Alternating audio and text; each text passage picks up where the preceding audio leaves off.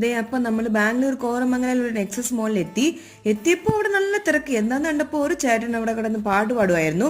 തമിഴ്, മലയാളം, ഹിന്ദി എല്ലാം പാടുമായിരുന്നു. നല്ല രസമായിരുന്നു കേട്ടോ. ഞാൻ ലുലു മോൾ പോലെ തന്നെ വിചാരിച്ചു. പക്ഷെ ഇത് അതിന് കുറച്ച് ചെറുതാണെങ്കിലും നല്ല കടയൊക്കെ ഉണ്ട്. അപ്പൊ നിങ്ങൾക്ക് വേണ്ടിയിട്ട് ആ പാട്ട് ഷൂട്ട് ചെയ്ത് ആ സമയത്ത് കറക്റ്റ് തമിഴ് പാട്ടായിരുന്നു, അതുകൊണ്ട് കാണിക്കാൻ തോന്നിയതാണേ.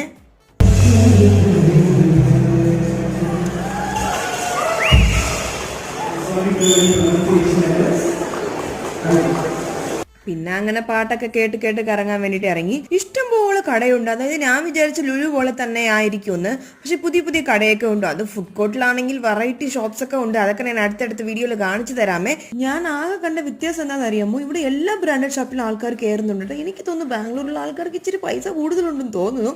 അതിന്റെ അഹങ്കാരൊക്കെ ആയിരിക്കും, എന്നാലും കുഴപ്പമില്ല. പക്ഷെ ലുലു ഹൈപ്പർ മാർക്കറ്റ് പോലെ ഇവിടെ അങ്ങനെ ഒന്നുമില്ല. നമ്മൾ ഫുഡ് കോർട്ട് തന്നെ വാങ്ങിച്ച് കഴിക്കണം. അപ്പൊ അത്രേ ഉള്ളൂ, വേറെ ഇവിടെ കാണാൻ. Tata bye.